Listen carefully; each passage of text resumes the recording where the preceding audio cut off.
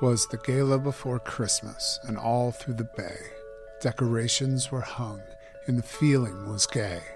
While presents were wrapped, and lists were checked twice, old Miles lay mouldering, his skin cold as ice. While each child nestled down in their bed, the ebon night was full of unsettling dread.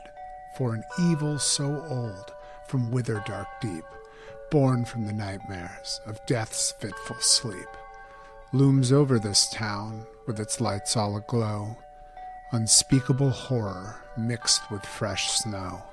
So join us, dear listener, for our brand of cheer, cheesy holiday mirth, all wrapped up with fear. This is Brindlewood Bay.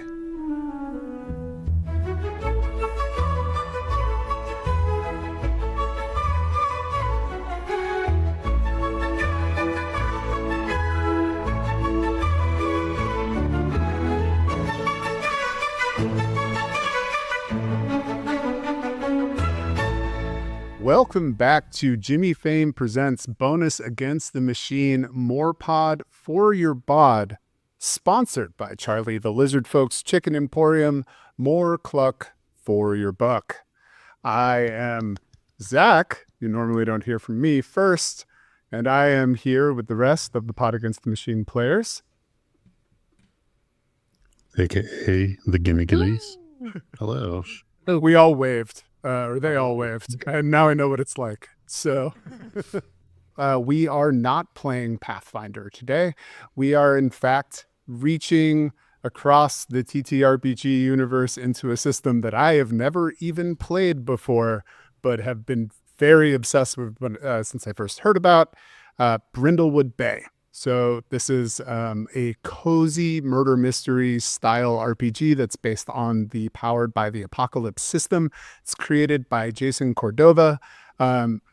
Real quick, blurb about it, I guess. It's set in the northeast of the United States, technically in an old whaling town in Massachusetts, I believe.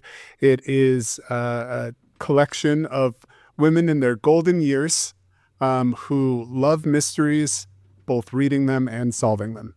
That is the most banal description I can give of this. There's clearly a lot more intricacies under the hood. So yeah, the system was created by Jason Cordova, a fantastic game designer, and the specific mystery that we will be solving today is written by Mad C. Turley, and it is called Have Yourself a Merry Little Murder. Oh, I love it. I know. I'm so excited. But we have been very, very stoked to roll these characters out. So before we get started, if you are looking to learn about playing this game, as usual, this is the best podcast to come to get rules as written information about a system, especially one that I have no firsthand experience playing. But honestly, we're just going to be touching a little bit on some of the materials that are present in the Brindlewood Bay original book. They actually have a session 1 laid out for you, how to go through it. It's really great if you have no experience running games. Talks about how to do lines and veils and X cards, to talk about the tone and material.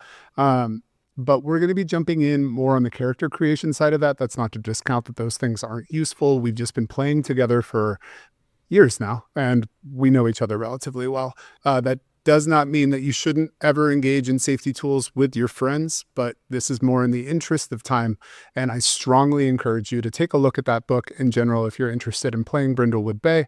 It's so well written. Alrighty, so talking about our players' characters, you all have mavens, and they all have a couple things in common. They all had lives before Brindlewood Bay, so they weren't born there.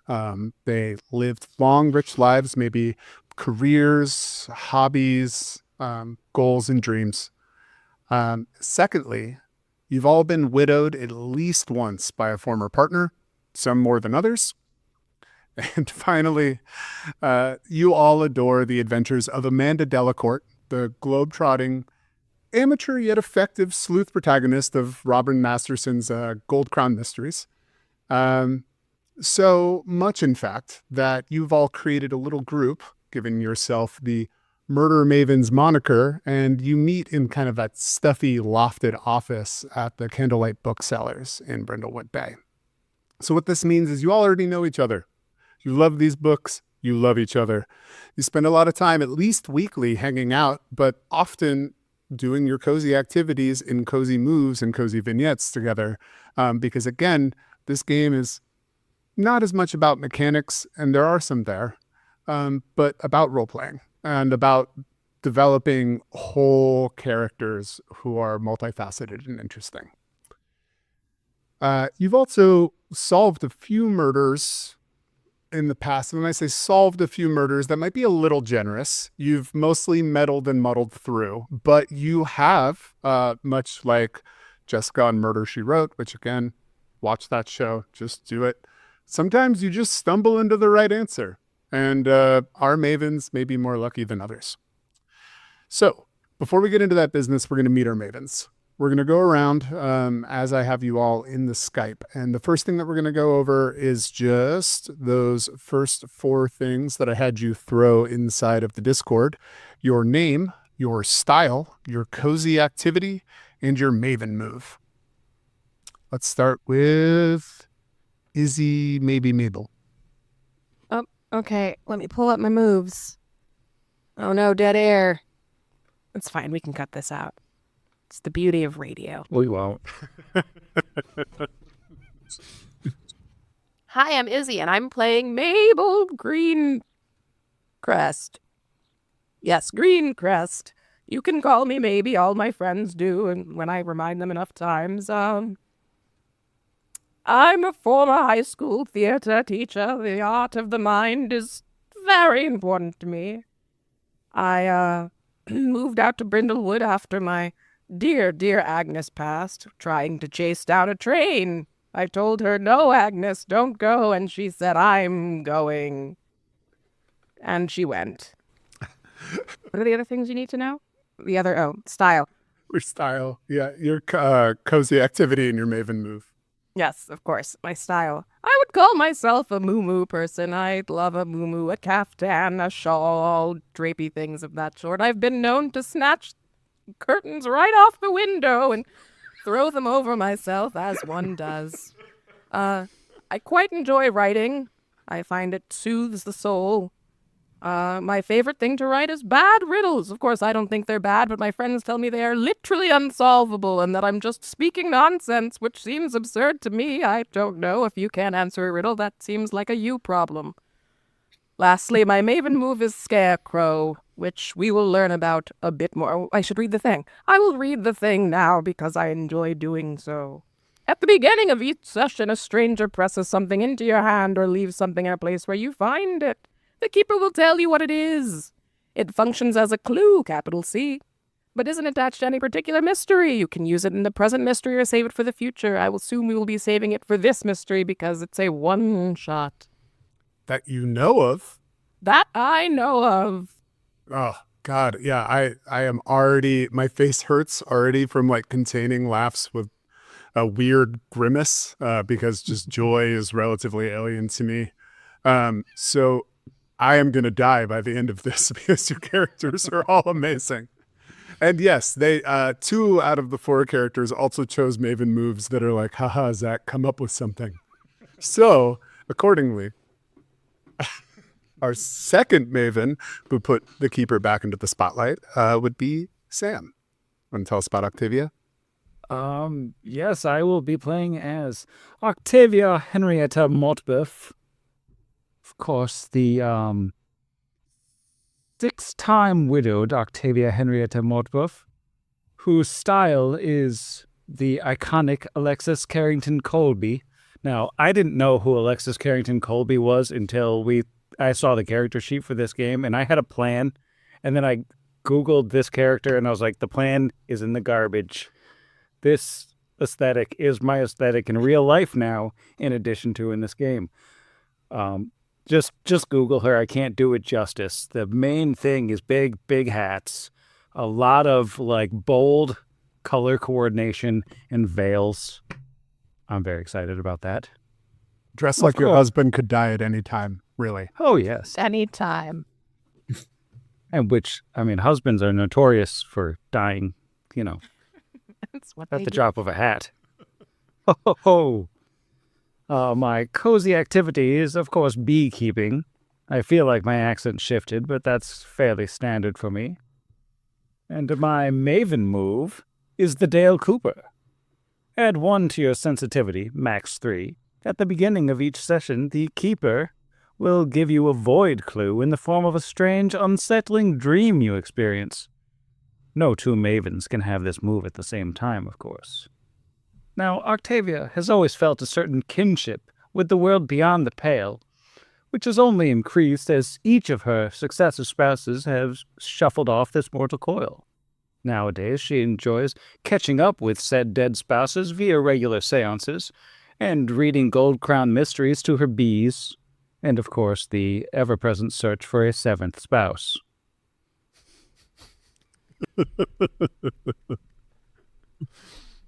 Alrighty. I'm And so that, excited for this game. I know, brings us to Rita. Hello, I'm Jeff, and I'm playing Rita Healer. Let my friends call me Bingo. Her style is always pantsuits. Just always. Her cozy activity is collecting everything. Some people call it hoarding, but some people are rude. And her maven move is the Gordon Shumway. You have a feline friend with whom you share a strong bond. This extraordinary kitty can do tricks and follow simple commands. Name your precocious puss and add them to your cozy little place. When you use the cat to get an advantage on a roll, leave it unmarked. And of course, Rita's precious little kitty is named Queensley. Before, in her past, Rita was a flight attendant. And, she understands and kind of empathizes with the Amanda Delacourt globetrotting lifestyle because she's traveled her own a fair bit in the skies. And she settled down in Brindlewood Bay after her retirement, and she enjoys playing bingo. She's quite good at it.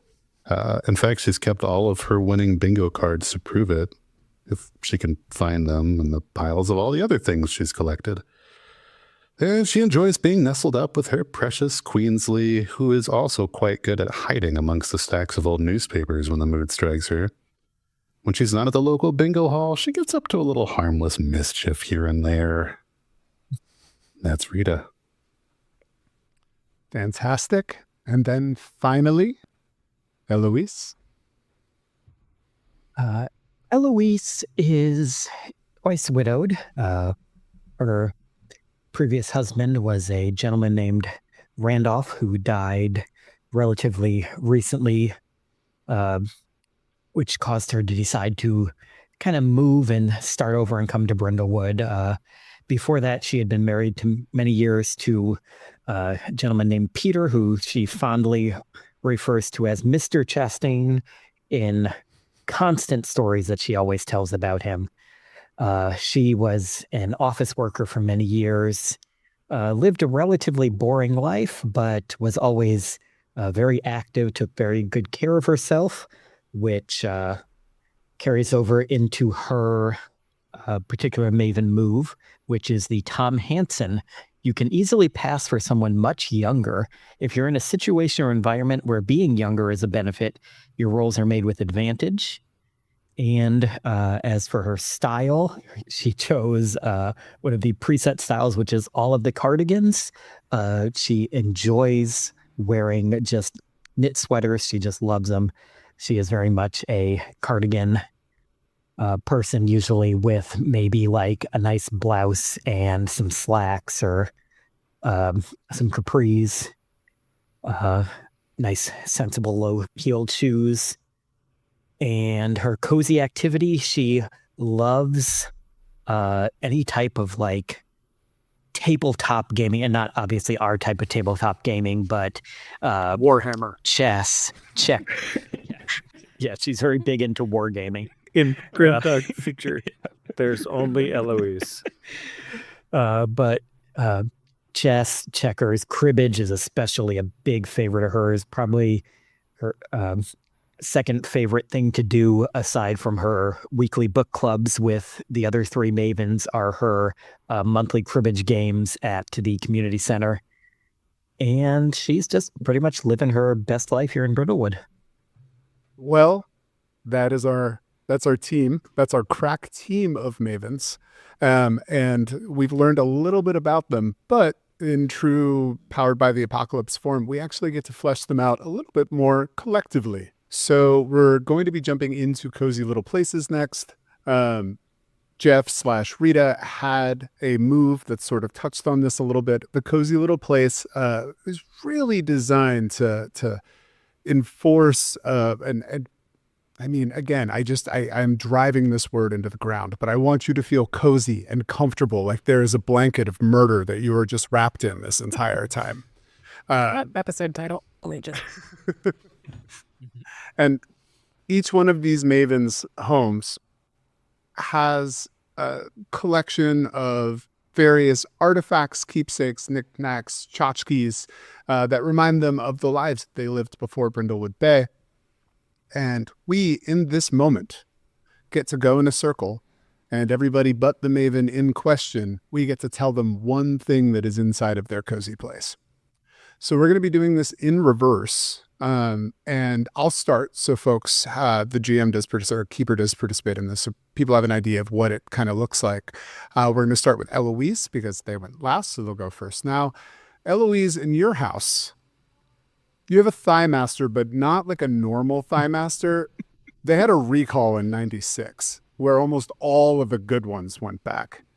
But you, after weeks of going into deep Usenet groups and other various dark portions of the internet, managed to find one from a recent Soviet state sent to you. So it's one of the good ones. It has a C57 refrigerant in it, or something that's terrible for the ozone.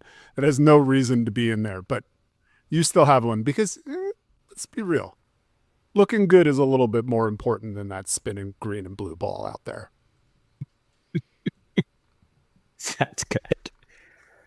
Also, so this doesn't matter as much when you choose these, but what you're going to be using these for later, again, this was kind of touched on in the Maven move that Jeff mentioned. These will allow you to take advantage on a relevant roll. So in this instance, say that I do have... I have to like climb some stairs or something. And you're rolling a vitality roll. Yeah. Yes. Exactly. So yeah, and it's up to the player once we give them these items to use them. So most of them can only be ticked once. They still exist. They give you narrative, whatever. One of the examples they gave in the book is that a mask that allows you to go into a mask party only gives you advantage once, but it still allows you to move around and wear it. Yeah. And you can actually get Cozy Little Place or items in your Cozy Little Place as you progress forward in this. I will give them to you as you find them. Okay, so with all of that caveat, what else is inside of Eloise's Cozy Little Place? So am I picking one myself, or are we letting the other three? I think the I was other gonna three. say, Yeah. Mhm. Yeah. So we didn't. You have to call on someone we can't self-start. No, I had an idea. Excellent. Yeah, this might be my only one of the night, so I hope it's a good one. No, being as you, Eloise, are always telling stories about Mr. Chastain, I think it's only appropriate that over the mantle you have a large portrait of Peter. Yes. What medium is it in? I like to think it's an old-timey, like, oil painting of Peter. Macaroni. When you said old timey, I was imagining like one of those sepia tone photos where you dress up like a cowboy. Well, I was thinking of I love the oil painting Instead, I was thinking of my grandmother always had in her house their wedding photo, and it was a black and white photo that had then been like painted over to be in color. Oh, cool. Yeah. Wow. All right. So you probably have one of those on the mantle below the beautiful oil painting. Yeah, the oil painting's hanging on the wall, and then the wedding picture is just like a little 4x7 in a frame on the mantle. So I think you also have, since you said she's very into cribbage, why not be into other pegboard games? I think she has a box set of all of the Cracker Barrel table games. We have like the little All triangle dimple little peg games. Oh my I God. for- Are you about to produce We one? lost Is him. Jerome? Oh my God. Props. I, for one, have not forgotten where we are and where we started. I think that we, as murder mavens that we are, all have an electric tea kettle. In particular, this one has a large pink tea cozy around it, knitted by me. You're welcome. All right. That is Eloise's cozy little place. Let's move on to bingo / Rita. There's probably a lot going on in that cozy little place. Yeah, good luck finding anything. Since she's so into bingo, I think she has a large stockpile of those markers that just have like the big ball on the end that you can press and it just makes a big circle. Wait, I can even produce one of those. She's got a huge stockpile of those. I have a singular bingo pen that's been sitting on my desk for 2 weeks. 2 weeks, I mean 2 months. I heard that one of in her collection, Rita / bingo has a collector's item, a real treasure that is a $3 dollar signed by Jimmy Carter. Wow. Yeah. I'm going to say that from Rita's former life as a flight attendant, she's got one of those pins, a set of silver pilot's wings, like the one I'm thinking of it specifically from the Are You Afraid of the Dark episode where they use it to kill the ghost because it's real silver. So yeah, it's real silver. There you go. So this is less you and more Queensley, but because you have so much stuff in your house, you actually have a small active cat speakeasy going on. So in addition to Queensley, you do have at any time 12 neighborhood cats that are willing to aid you in some way.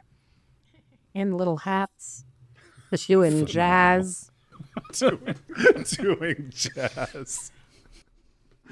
I feel called out by this one. One of them is played by Idris Elba for some reason. So, speaking of cat houses, we move to Sam. What is going on inside of Octavia's cozy little place? I mean, there has to be a Ouija board.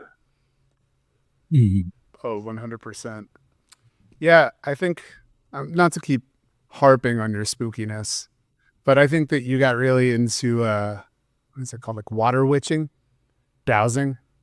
So you have a bunch of dowsing and water witching rods. However, you moved onto the ocean. So none of them work anymore necessarily. It's not as useful as a skill to well witch or water witch in Massachusetts. On the shore. I think you also have 24 very tiny first aid kits for your beat.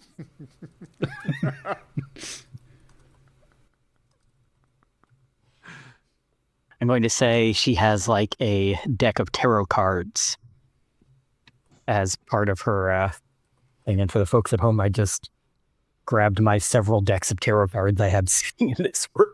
to Malta. Mine are all over there. Mine are all over there. Whole spooky podcast. All right, that's everybody on that one, right? I was a little distracted by the props. Okay, finally. And now, what may be inside of Mabel's cozy little place? I got this one. All right, so Mabel, loving beads and bead making and bead bracelets. So she also has another group. I'm not going to say that it's anything like the player that I'm referring to having, like another group that they role play with or anything. But, like this character also has another group of friends that they like, but like less than like these friends. It's okay. Obviously. But it's a group of people that get together, mostly around beads. They call themselves the Beadnists, of course, because it's the best thing in life. And Beadnists. Yeah, you as a bunch of folks who really like beads and don't generally use the internet or engage with most mainstream media, you thought probably the best place to go and interact with other people who enjoy beads is Mardi Gras. So you went in 1996 and you collected a lot of beads off the ground and didn't really get what else was going on there. So you still have a big handful of Mardi Gras beads that you make salacious stories about. Oh, for sure. That change all the time. But you really just kind of picked them all up on Bourbon Street and washed the vomit off. Love it. As one does. As one does. Well, as a former high school theater teacher, I think that you have possibly the most coveted thing a high school theater teacher could have. You have a Jimmy Award. Not a Jimmy. I don't know if that exists anywhere but my very specific locality, but those are high school theater musical awards specifically. I'm assuming it looks like Jimmy Fame from our podcast. Yes. It's just a little goblin statue. Weirdly, it's a goblin statuette in glass, of course. Well, Google says everyone knows about the Jimmies. Oh, well, there we go. I think as a writer of riddles, you have, of course, your treasured set of Blackwing pencils. Mm. Ooh. But which kind? Which series, Jeff? There's a right answer. That you'd have to ask her. I'm too old. I forgot. Series 2. I don't know what that is. There's too many. I was joking about there being a right answer. There's infinity of them.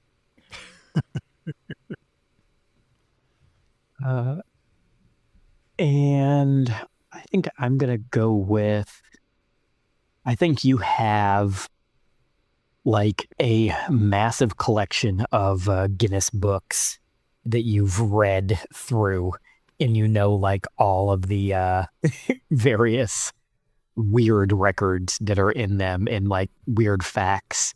Like I feel like you have like everyone from like 19 insert whatever year they started up through, like you have like every year, and then you have like the weird one-off ones like the gaming one and the animal one and all that stuff. Just like an encyclopedia's worth of them. Absolutely, I do. All right. Does everyone have their cozy little place items written down that they were given to them? All right. Fantastic. Perfect. Excellent job outfitting everybody else's cozy little place. So this is the time that you all have been waiting for, and I have been subtly dreading. Time to start the game. So fun thing with this, and something that I'm leaning heavily into just because I do love Murder, She Wrote. Before we get started, folks, before even your fancy little keeper must do this thing moves go off, we're starting with a vignette because this is a show. So the title cards kind of come up first. Brindlewood Bay's murder mavens in Have Yourself a Merry Little Murder. The voice acting is fantastic. They got like at least 3 people to do it. Nice. And so it's going to show a vignette of all four of you kind of going about your daily lives. Now, this is a holiday episode. So it's the same theme of the plinky little kind of up like piano arpeggios and whatnot, but there is a steady sleigh bell on the four. So it's cool. You really that's how you know it's that quarter note sleigh bell that this is a holiday episode. They've put snow on top of the logo, and accordingly, all of your vignettes have been Christmatized as well. So let's see. I'm going to break this back and forth I've been doing, and I'm going to jump straight to bingo. You are the first one in our vignette. What, as the camera pans in, do we see Rita doing? Rita is, of course, sitting with Queensley and struggling to put a little like bow around her neck so that she could be festive. It also might help her find Queensley in the newspapers if she stands out a little bit more. Queensley is a dark, kind of dark gray tortoiseshell cat, and if the lights are bright, it's hard enough to find her. So now there's a bright red bow around her neck, and yeah, she is trying to find her $3 bill signed by Jimmy Carter currently. I know it's around here somewhere. Have you seen it, Queensley? I could swear I hear other cats in here somewhere. Doing jazz, and the camera pans out, and it pans in towards Octavia. Octavia is in her living room, I think, arranging, just decorating for the holidays. She's making sure that each of the 6 urns on the mantle for her former spouses has a personalized ornament hanging from it. There's one for Eric, there's one for Brian, for Seymour, for Clive, for Howard, and of course for dear Catherine down at the end. And just sort of making sure that everything is light and airy and everything's in multiples of 6 for you know, because each spouse needs to have like an equivalent stocking, and they need to have like a matching number of ornaments on the tree. And, you know, we wouldn't want anyone to feel slighted when they come to visit, which they always do. Aww. All right, let's do Mabel. Mabel is getting ready for a gift wrapping party by putting on her winter garb, which is several muumuus at a time. So she can't put her arms down like the kid from Christmas Story. It's just muumuus on muumuus on muumuus. But she's also preparing a pot of tea, some of her famous scones, and a handful of tactile beads to just touch, because those are fun to stick your hand in. And, you know, several rolls of like butcher's paper and recycled ribbon and like driftwood from the sea to scatter about. All right, and finally, Eloise. I think Eloise is just kind of sitting in her little parlor room, and I think she's using the ozone-destroying Thigh Master while she sits and reads a book on chess strategy. That is efficient. All right, so the camera is out from this beautiful tableau of our mavens and what makes them tick. And it again goes back to the title card, and then a small silhouetted Santa's sleigh with reindeer go over it, and then some terribly CGI'd snow comes to rest on it. And it goes, ho, ho, ho, and then it goes away in a Franken Bass-style wind. I don't know how else to describe it. Okay, so Now, I would normally get into starting to run down the mystery, but I have two players with characters that have moves that can be executed before the mystery itself. So I'm going to resolve those first. Let's do Mabel first, because we just did Mabel.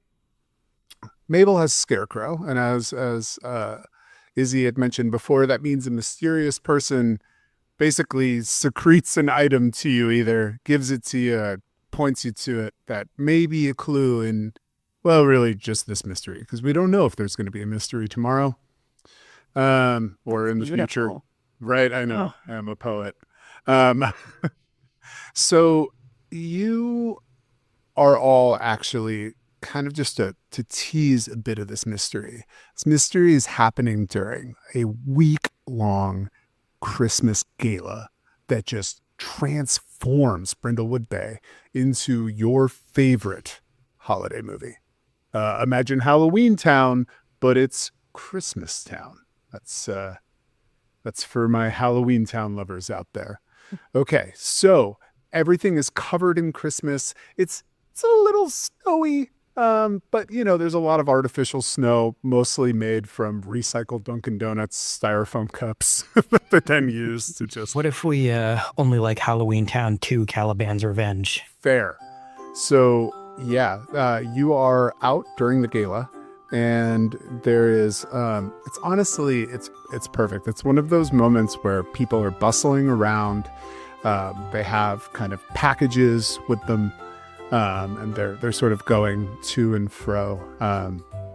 And it's a happy bustle is probably the best way to describe it. And there are these three folks that sort of break out of the bustle that you see, Mabel. And they're kind of wearing these long, solemn frocks. And they're just kind of intoning. And it sounds a lot like A Christmas Carol. And they're walking slowly. It's almost like people don't really notice that they're there. They're just kind of moving around them. And one of them breaks off. And they walk up to you at the table that you're at. They grab your hand. Their hand is soft. It's a little damp. And they put something hard in your hand. They lean forward like an old friend. And you feel their breath kind of on the lobe of your ear. And they say, "You better watch out." And you look down at your hand to see what they put in there. And by the time that you look up, they're gone. The thing that's in your hand could be like an unpolished gem. It's got like this cloudy cast. It's like a weird asymmetric shape. It's amber. It's like rosy gold almost. It's almost like a natural formation. So of course you smell it, maybe give it a little lick. Of course, right? Definitely Why not? lick. It's a little exploratory lick. It's kind of like an earthy, sweet, saline, musty sort of thing, I think. That's myrrh. You recognize that from the Bedenists last year put out a holiday bracelet of frankincense, myrrh, and gold, all beads, of course. And that weird little kind of almost looks like rose quartz lump is undoubtedly myrrh. So you can put that down as a clue for this adventure, a piece of myrrh. Get into that a little bit more. All right. Now for my other assignment, Octavia, you are dreaming. This is the night before. This is last night. You're dreaming of a good time, actually. Probably with like your fourth or fifth husband. They all sort of blend together at this point. But it is a good time. And honestly, those were never really spare in your household. Like even with the constant widowing, you managed to have a pretty good time. You're trimming the Christmas tree because this is definitely around the holiday. And it's you and him.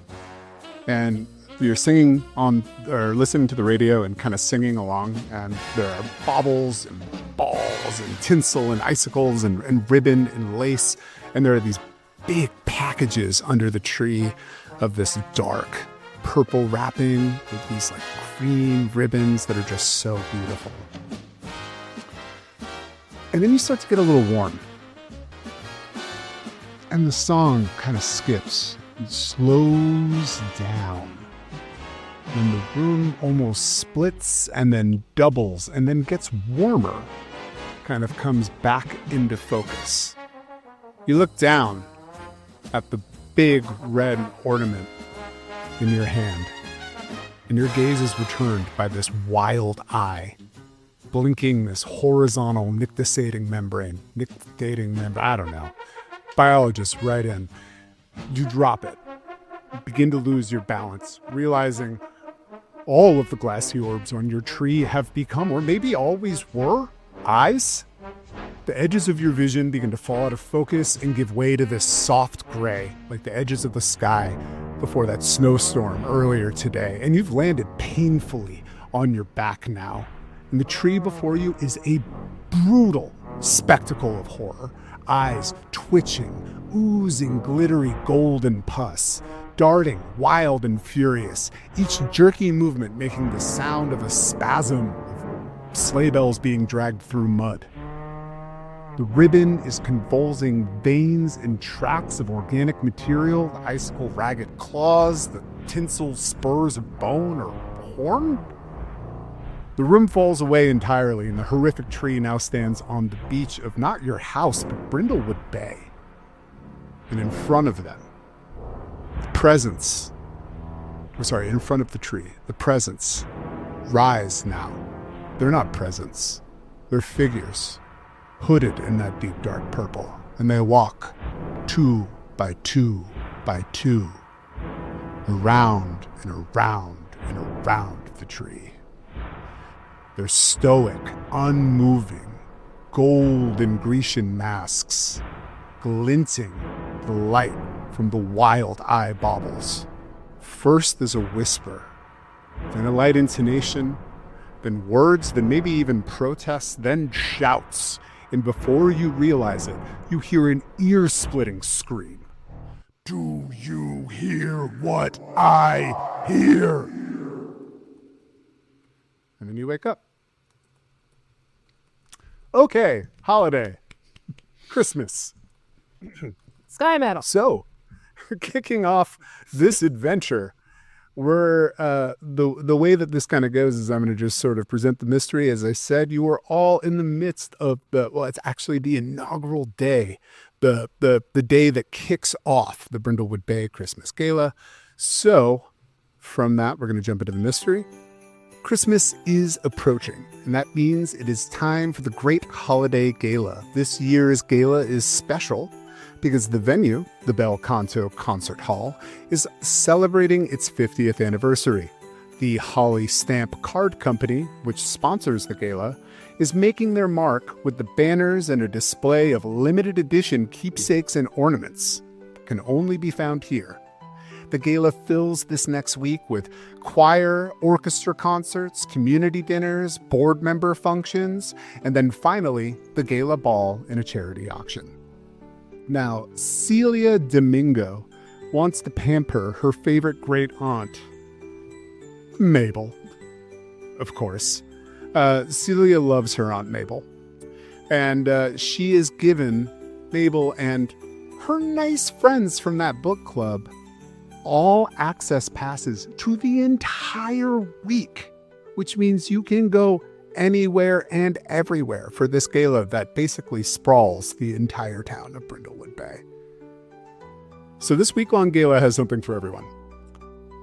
These are sometimes called establishing questions or paint the scene. This is one of the cooler things that it comes not only from Powered by the Apocalypse, but the way that the game designer Jason Cordova leverages it. So we're going to paint this scene together.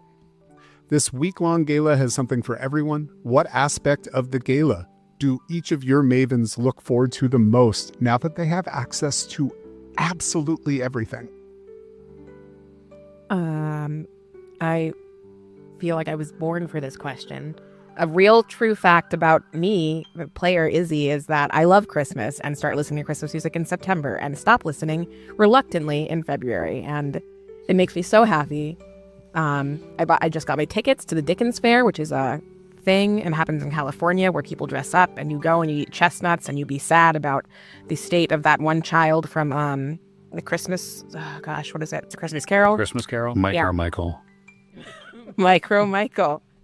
And in fact, that is what maybe is looking forward to most is the local theater players who are here enacting different roles from various Dickensian novels. You see a Ghost of Christmas Past, probably.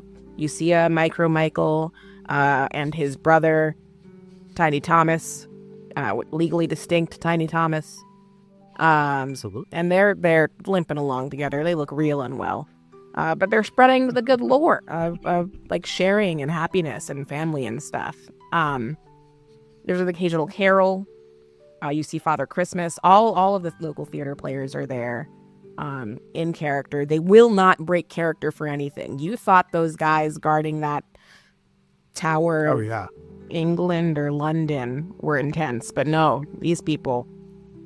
Whew. Anyway, that's what she's looking forward to most. I think that Octavia, I'm going to steal Izzy's idea and just have her like what I like.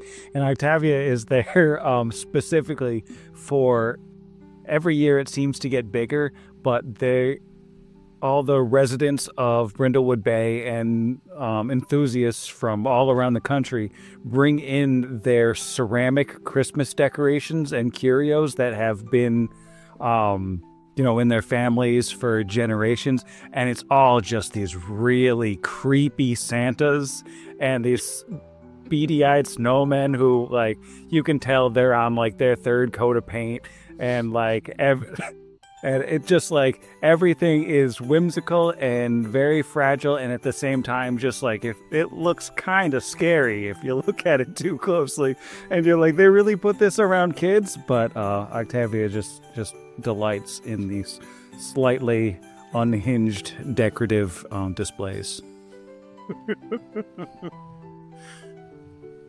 I think maybe there is like one of those obviously it's a like family Christmas event, so it's not like a bar crawl, but there's like one of those things where everybody dresses up like Santa and you like go from one, you know what they do? They go from like one little tourist shop to the next, and like at each one person in the group has to get something, and it's just like her and like a dozen other like little old ladies and little old men are walking around wearing these Santa costumes and Mrs. Claus costumes and every elf costumes, and just like trolling around the main like thoroughfare.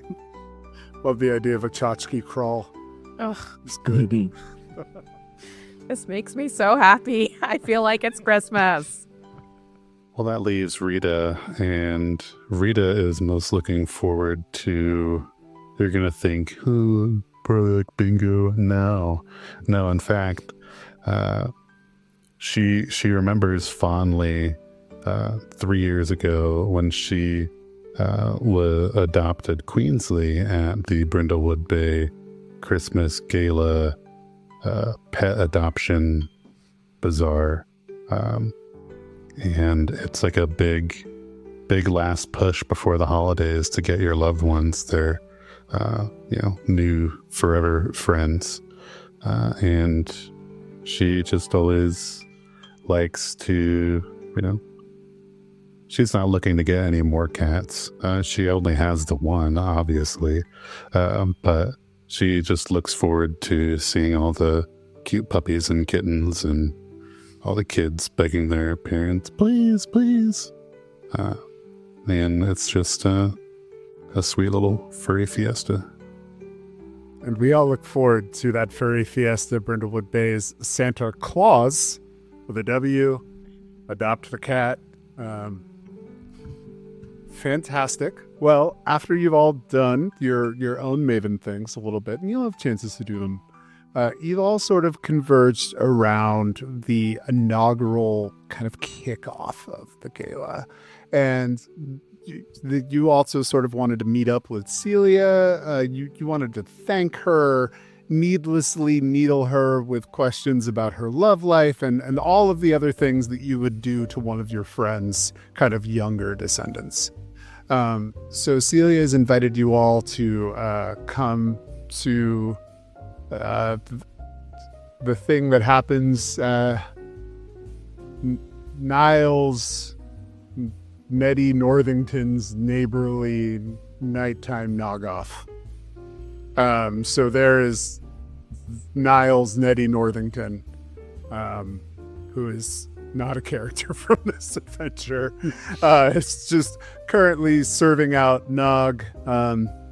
You sort of have this intermittent bursts of snow. The bustle before from the sort of spooky vignette that we did with maybe kind of still exists. You're getting that really like perfect right around the holiday, like the dry snow that just kind of clings to things and looks cute and doesn't turn into depressing brown ice blocks as easily. So yeah, that's getting all caught in your hair and on your kind of woolen coats. And you come up to meet Celia. However, before you come up to meet Celia, I'm going to give you a little bit more background that you've heard on your way up. Now, unfortunately, Miles Greaves, the beloved founder and owner of the Bel Canto, passed away before this celebration began. Thus, this year, as you're kind of hearing around the edges, his family gathered not only for this gala, but for the funeral and the wake after as well. To make matters worse, you actually hear from, I would say, let's see, who probably hears this? I would say it's most likely that Eloise hears this when she's at the gym. But she hears a couple people over at the Stairmaster talking about the fact that Nathan, Greaves's kind of great nephew at the wake, stumbled out drunk. Said something to the effect of, yeah, we all miss the guy. It's certainly why we murdered him, right? And he was dragged away. It was a whole affair. There was a lot of crying. I mean, it's kind of appropriate for the family. They were always sort of a mess. However, the next day, just as they were starting to get ready this morning for the first of the gala concerts to kick things off, Nathan was discovered dead on the main stage of the Bel Canto. Cause of death was an apparent blow to the back of the head. So the possibility of a double murder during the biggest holiday event of the year is too juicy for you Mavens to ignore. And those all-access passes are just the thing to help you get to the bottom of what is going on. So with that sort of background, that little bit of scuttlebutt, that is framing this 50th anniversary, you come up and you meet Celia. Celia, she is short. She has sort of the same dark hair as other folks in Maybe's family. She has a very kind of melodic but occasionally low and sultry voice. She is a singer. She is a well-established singer. That's something that you do know about your great niece, is that she's actually performed at the Bel Canto a couple times. And that she moved out to New York to make money on or off Broadway or something along those lines, but we're still very proud of her. So she comes up and sort of meets you all and is like, oh, goodness, Auntie Maybe, you made it. Oh, and you brought your friends. Are you all enjoying yourself? Oh, hello, Celia. Thank you again for the tickets. We've had such a wonderful time. I personally have seen Mr. Cratchit 6 or 7 times. I don't think he was supposed to be drinking quite as much of the mulled cider as he was. However, the theater. Anyway, You know they're all method actors here, Auntie. they get so into character, don't they? Oh, here, have a small hard candy. I like the term getting into character as a euphemism for getting drunk. It's really nice. That's what I tell my parents every night. I was just getting into character, Mom. Just getting into character. Yeah, it's pretty wonderful, and it's great to have you guys here. It's just, look, this gala means everything to me right now, and I am happy to be here and make it the best that it possibly could be. I thought I was honestly going to be able to escape all the drama of Ches. So when she says Ches, there's only recognition for maybe, because you've heard about this before. That's her ex-fiance. Pretty sure he cheated on her. You hear that through the Great Auntie Network, which is immediately gets information across the globe in a flash. I thought that would be a good way for me to get away from all of the drama by leaving the city, by coming home. But apparently, it follows me wherever I go. Ches has come here and says that he is here because he is obligated to fulfill his commitment to the gala that he made when we were still together. But I think that what he wants to do is win me back. And now all this. Death. Double death, Auntie. It's enough to make you want to say bah humbug. Oh, I would never. There's a character to do that. That said, now this young man, Ches, Yes. has shown up here, and perhaps I ought to have a word with him. I mean, if I wouldn't want to impose on you, but if you do see him, he looks... She pulls out her phone, starts sort of going through all the photos, and you just see her squint a couple times, and she holds up this photo of... He's shirtless and also holding a fish. And he has like an aquiline nose. He's relatively well-cut hair. Like, he's handsome. He's a person who finds any opportunity to take a shirt off and it's like, oh, this 55-degree day is really making my six-pack swelter kind of gentleman. So, he looks good, but you've heard enough to sort of sour you to him. He is humorous and good-looking and friendly. You have maybe run into him before at a family gathering, but he didn't necessarily register because you definitely thought she could do better. Sure. But yeah, if you could, I don't know, if you see him, just you can either not engage or just keep him away from me, please. Of course, dear. Not to worry, we shall sick dear Eloise and her thighs on him. I'm not going to retake that line. I'm going to keep it. This is the sound of a sword being drawn from the sheath as the camera focuses in on Eloise's thighs.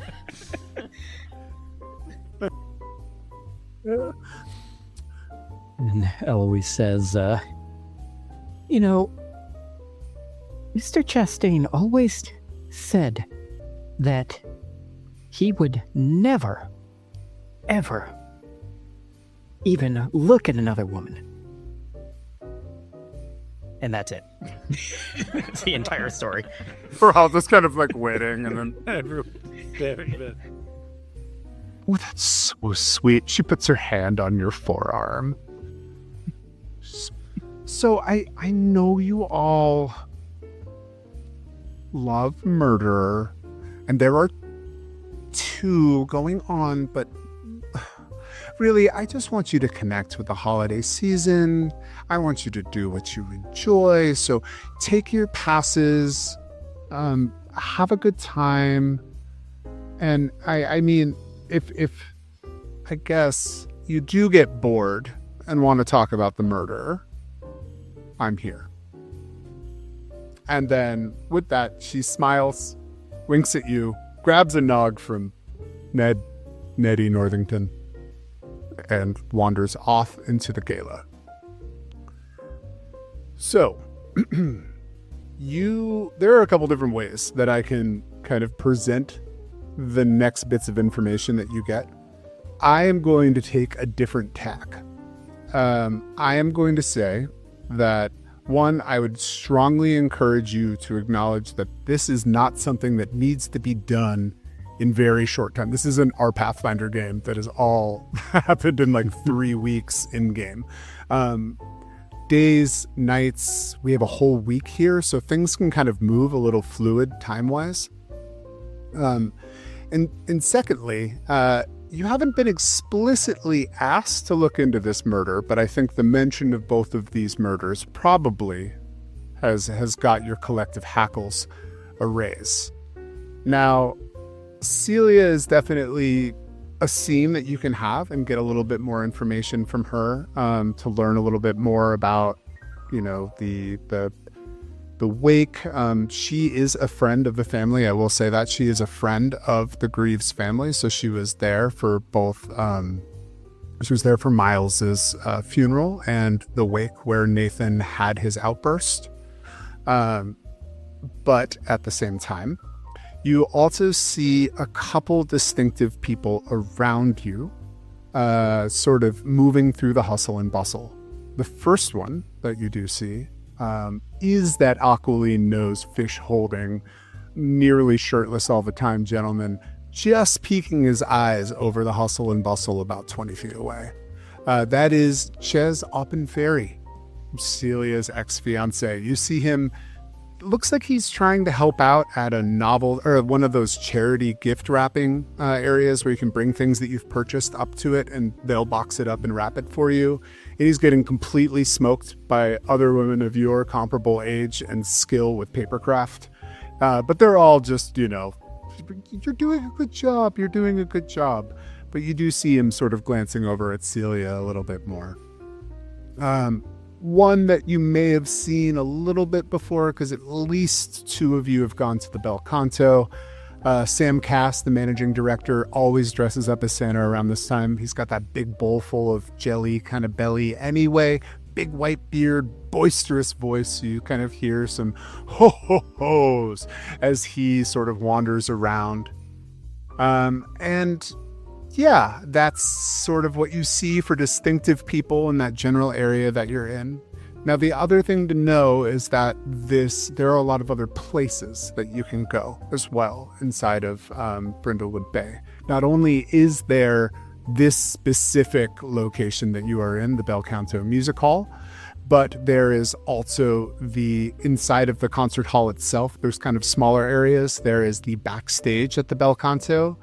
There is, and this may be particularly interesting for Octavia, there is the Holly Stamp Card Company display, which is all of their year's limited edition ornaments and Christmas-related bric-a-brac that you only get for 1 year. So many of those people with those ghoulish, nightmarish Santa holding a sign that says "Buy War Bonds" style ornaments likely got them from the Holly Company when they were still putting lead in the paint, aka when they were still good. Kind of not too far away, it almost seems like an attendant building in some ways, but it's the Rest Your Head boarding house. That's where a lot of the performers throughout the week are staying. That's where Celia is currently staying there right now, or was thinking about staying there. She might have discovered that Ches is staying there currently. Maybe mention that a little bit in that conversation. And then finally, there is the Greaves estate, which is where the family Greaves lives. Currently, the Greaves assumedly are grieving to some capacity, as they have lost yet a second family member in so many days. So, I know that can almost create choice paralysis, but you are surrounded by Christmas. You're having an excellent time. You have all access passes to everything.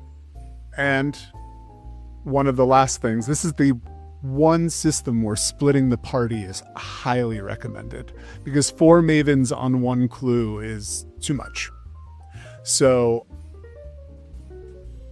who wants, and I mean, y'all can break off in 2x2s if you would prefer, but I would love for people to, whether it's running after your niece, whether it's checking out things you're excited in, whether it's jumping straight into murder, or maybe just seeing something that might excite you. Because again, the other thing is this doesn't have to be totally focused on the murder. You can also have a good time. Yes, good time. Yes. Well, to that end, Maybe is super excited about seeing the backstage area. She wants to complete her final, pre-curtain rituals as she has for several decades now, even though she's not anyway involved in this performance or series of performances. Well, that would make sense. Your great niece is actually set to perform tonight as well. So she is going to be one of the performers. And, you're kind of a VIP. You managed to go backstage at Belcanto no matter what. Sure. Oklahoma, Christmas chamber music. It doesn't matter. Someone back there. You can get in, and you always have something to say to improve that performance. So you're breaking off and heading that way. Is anybody going with Mabel, or does she just power walk away from all of y'all? Power walks away.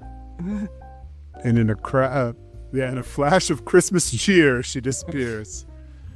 All right, remaining mavens, what are y'all thinking about doing? You told a hoarder about limited collectibles. So Rita is also quite enthused to add to her burgeoning collection of Holly Stamp Card Company annual limited editions. And I think Eloise is not sure where all of the other Santa Crawl people went while we were being introduced to Mabel's niece. So she is also going to go check out the little curio swap and see if maybe they ended up there. All right, and Octavia? Well, I think Octavia, since we're already in line for the eggnog from Dear Ned, she will linger for a moment to get a little paper mug of vodka, and and then just kind of meander her way over to where they're wrapping presents, because she did hear do not engage with Ches, but that doesn't necessarily. Different words mean different things to different people. So she just thought she might meet the young gentleman.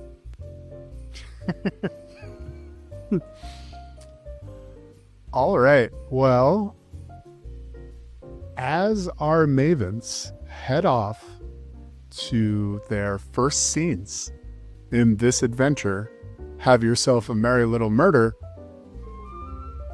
I'm going to bed. Night, Zach. And a happy holidays to you as well. Good night, dear. Yes, sleep well. Don't forget to darn your socks. Ho, ho, ho, and all that.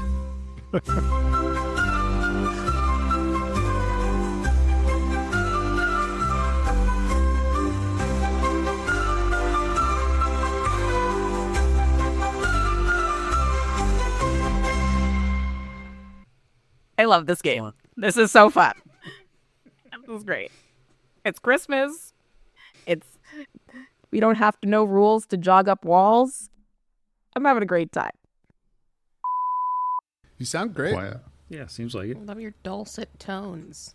Them dulcet tones. It's dulcet, right? Not dulcet. Yeah. Dolce. Dolce Daytona. Dolce. Dolce tones. I was sorely tempted to take Michael Knight and have a van. I saw that just for the van. Yeah, I was considering it. I thought it the same way, because I'm like, well, I was Van Haver in the last McFib. Should I be Van Haver again? And it's now like my brand. Nah, let's let somebody else take the van. Drive around in an old USPS truck called Van Malen. Oh. Thankfully, that's recorded. It always feels weird to cherry pick your own jokes out of the pre-show banter to put It into really the bloops, does. though. We'll get there. Oh yeah, that's a fun one. Zach will explain it. It's going to be great. All right. Yep. 1, 2, 3. Clap. I really feel like I nailed that one, and I had to jump in. I'm so sorry, Zach. No, you but, did. It's okay. I That clapped was like, right on the. It's cool because clap. I was totally about to start talking. It's like muscle memory. just trick Sam into doing it. All right.